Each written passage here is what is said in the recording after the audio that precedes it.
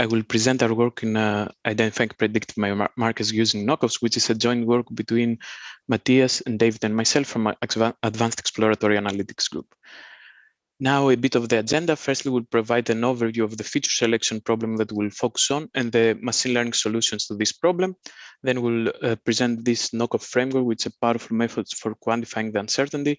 And then we'll move to the novelty of our work, which is the identifying the predictive markers, which I will define a bit later what they are. And then I will have a case study from a psoriatic arthritis trial.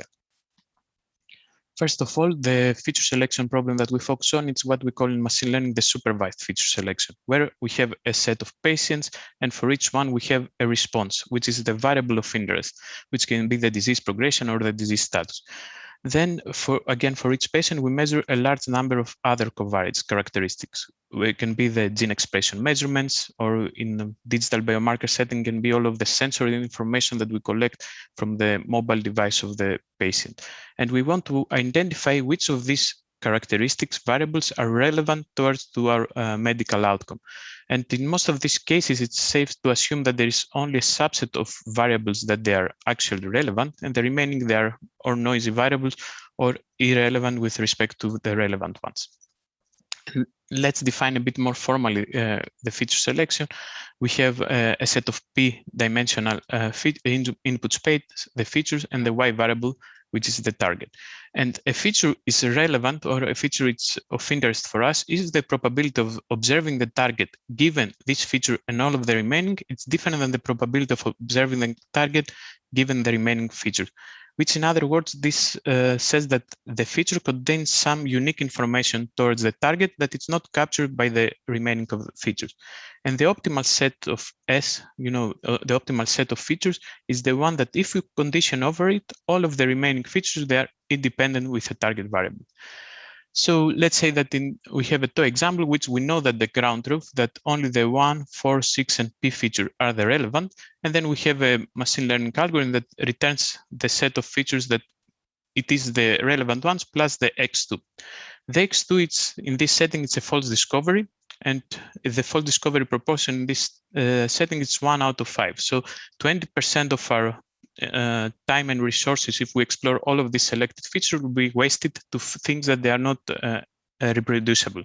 It was just, due to a random chance that they pop up in the selection set. So as you understand, having methods that they control this type of false discoveries, it's quite crucial. Now, in the machine learning pipeline, we have the data set, we fit a machine learning model, and then there are some methods that they perform some sparsity, like the lasso regularization, that they return some selected features. And there are also some more flexible machine learning methods, like the graded boosted machines, the random forest, or the neural networks, that they returns what we call an importance score, which capture how the importance of each feature in the trained model. Or in other words, how important is this feature towards to the predictive, the outcome given the model. And let's say we have this toy example where we have some blood markers, and these are the variable importance score. So a lot of time the data scientists come with, he should decide which of these scores should return, which are the actual importance scores. So many times we select the top K of the list. But as you understand, this does not give you any informed decision. So let's say in this case, we have the top 5. Something that will be desirable to control over this selection is what the uncertainty that comes with this selection. And to this end, the statistical literature provides a lot of ways of controlling this uncertainty. So for example, we can control the probability of making at least one false discovery, which is the family-wise error rate, or we can control the expected proportion of false discovery, the false discovery rate. Or we can control the expected number of false discoveries, which is called the per family error rate. And as I said, statistics literature is vast with methods of controlling these errors, but all of these methods, they act on top of p-values. As we said in machine learning models, they return importance scores. How you can go from importance scores to p-values is not trivial, and many times it's impossible. So it would have been nice to have some methods of controlling this error that they act on top of the importance score that the machine learning model returns. And this is what the knockoffs framework provides. It was introduced a few years ago by Candace and colleagues, and you can see it as a 3-step strategy. Firstly, we create some fake variables, which we call knockoffs. We can be act as a false negative control. Then in the second step, we calculate what we call knockoff statistic, which in a very simple terms is how much more important is the original variable in the model than the knockoff variable. And then we can calculate a data-dependent threshold that controls the false discovery rate. And the follow-up works, they show how we can control also the family-wise error rate or the per family error rate. Now we'll try to provide a bit more details on the knockoff framework in this slide. As we said, the first step is we take the original axis and we generate some fake version of the axis. We need to fulfill some desired properties. I will skip the details, but I will say only two important ones. When we generate the fake axis, we don't check the target variable, the y. So it's sort of an unsupervised way of generate the fake axis. And then we want to have the property that the joint distribution of the original and the knockoffs, it remains the same when we swap the original and knockoff variables, or we swap pairs of variables, which in other words, this means that the correlation between x1 and x2 is the same with the correlation between the x1 and the fake x2, which is quite a powerful property to prove that we control the false discovery rate, as we'll see later. In the second step, we take the axis and the fake axis, the knockoffs, and we feed them to the machine learning model that I presented earlier. And then we calculate the importance scores from this model. And then on top of these importance scores, we define what is called the knockoff statistic, which is again a statistic that should fulfill some properties. So for example, from the random forest or from the gradient boosted machine, you can imagine it as the difference between the importance score of the original minus the fake. From the lasso, there are various ways of returning knockoff statistics. One that I have in the slide is that we take the absolute value of the coefficient of the original variable in the model minus the knockoff variable. And then we have this knockoff statistics. And in the third step, we want to use this and some data-driven threshold on this statistic in order to control the false discovery rate that the user wants. So let's say in this example that the user wants 30% of a false discovery rate. We sort this knockoff statistic according to the absolute values. Plus means that the knockoff statistic is positive, minus means it's negative. And then we start to explore various thresholds. And because of the properties that the knockoffs they fulfill in the step one when we generate them, and the knockoff statistics they were fulfilling in the step two, the author showed that we can estimate the false discovery proportion from this knockoff statistics. And in this case, this estimate says that the false discovery proportion is 0.5. Then we start moving the threshold till we end up below the limit, the nominal value that the user asked, and then we return the positive, the feature with a positive knockoff statistics to the user. So this was a brief summary of how we can use knockoffs for feature selection on top of any machine learning model. Now we'll move to, with our work, we move the knockoff methodology to a bit of a different problem, identifying the predictive markers. And the predictive markers are the ones that they contain information over the treatment efficacy. And it's a first crucial step towards the personalized medicine. You saw also in some presentation earlier in the area of non-small cell lung cancer, there are a lot of advances in personalized medicine.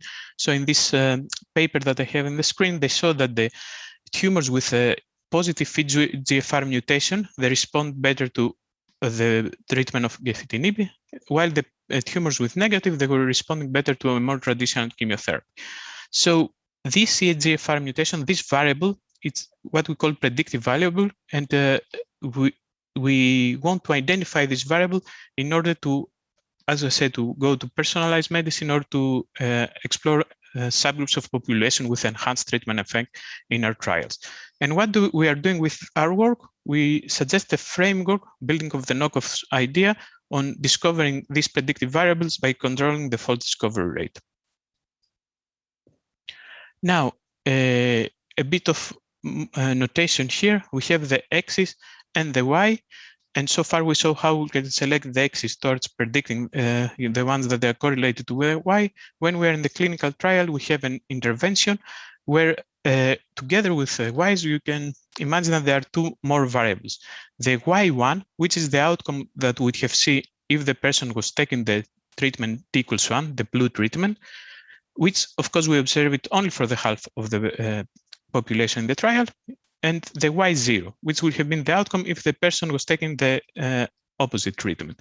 So the quantity of interest here is the treatment effect, which is the difference between y1 and y0. And this we don't observe it for any of the people in the trial. And this is the fundamental problem of causal inference. So we need to build some sort of a counterfactual models to derive the treatment effect.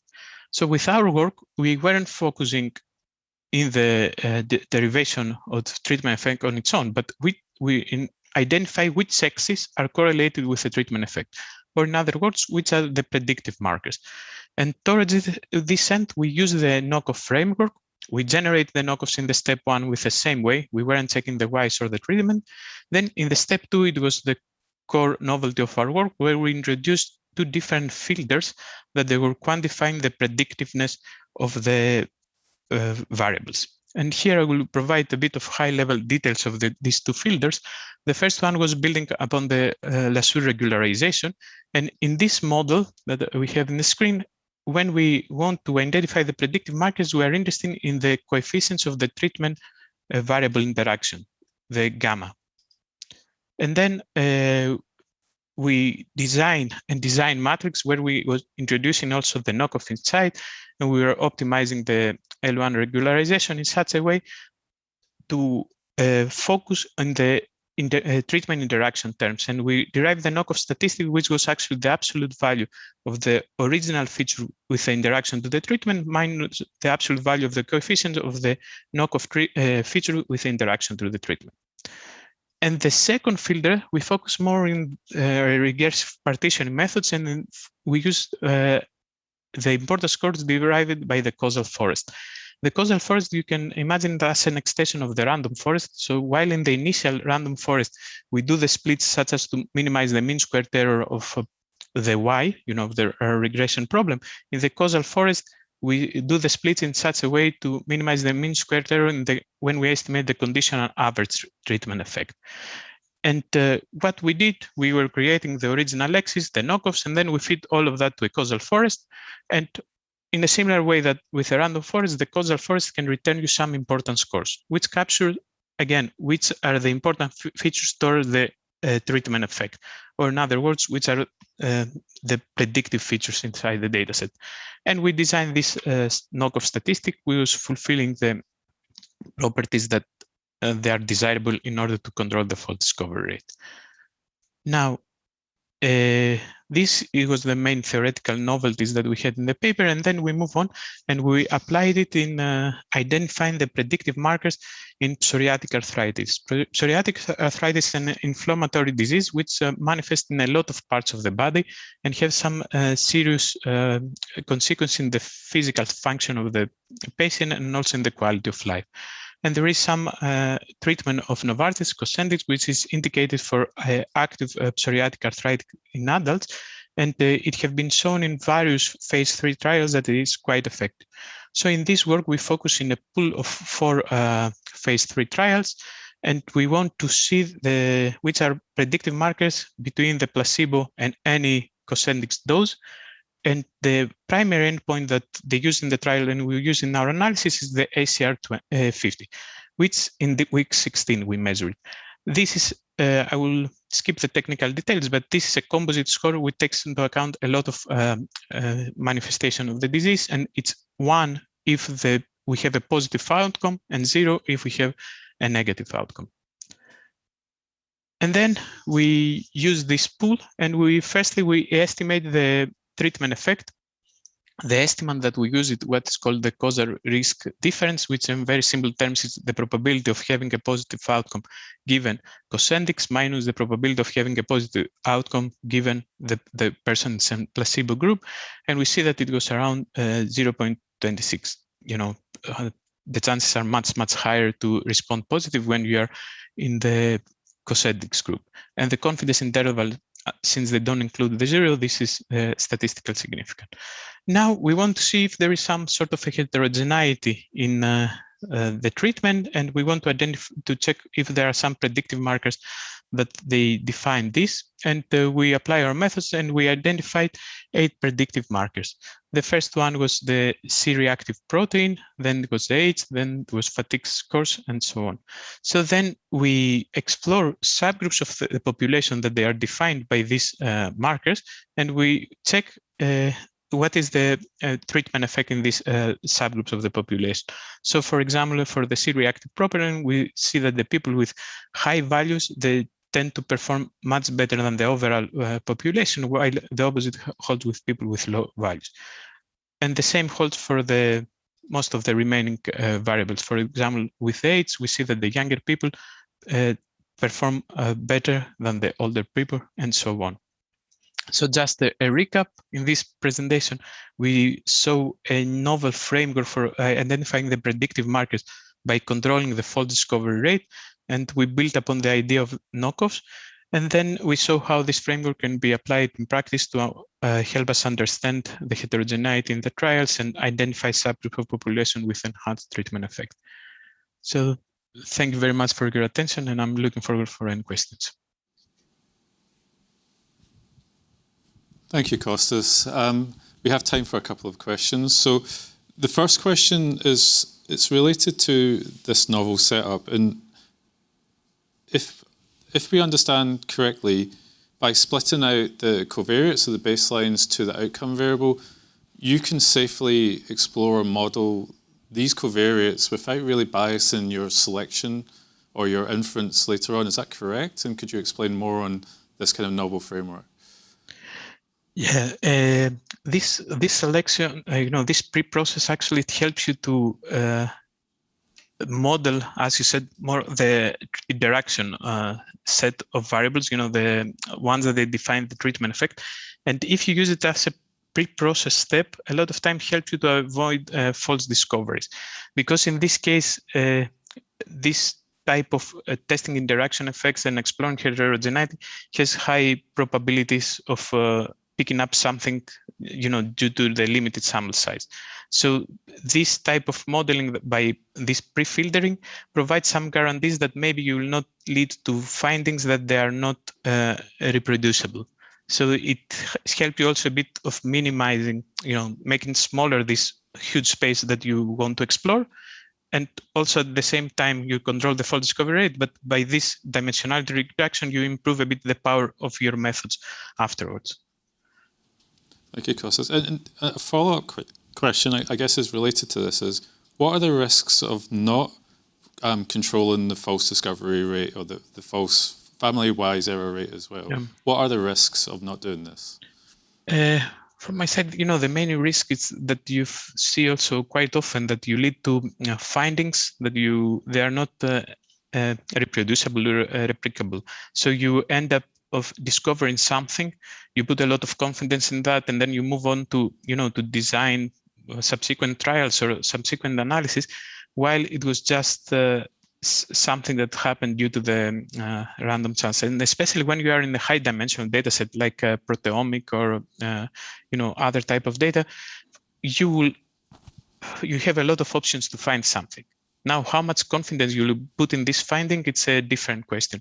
And using machine learning models, while it gives you this big flexibility, at the same time, you need to be a bit of cautious of whether these things that you find, it's actual findings or they are just false discovery that the powerful models can pick up due to, the high, large degree of parameters that they can fit. Thank you, Kostas. And this answers the question. And I have one kind of final question just on top of this. Would you say that this is an approach that adds discipline onto machine learning, where essentially you're now in a discipline framework to identify discoveries? Yes, exactly. I have this feeling that this type of methods and approaches, apart from knockoffs and another set of, that try to correct for selective inference and the post-selection task, they provide a more structured way of analyzing the data, which is, it's something that is very common in statistics. But now I think we have some nice framework to move it towards the machine learning and provide this discipline and quantification of the uncertainty that's very much necessary, in my opinion, in order to avoid false discoveries.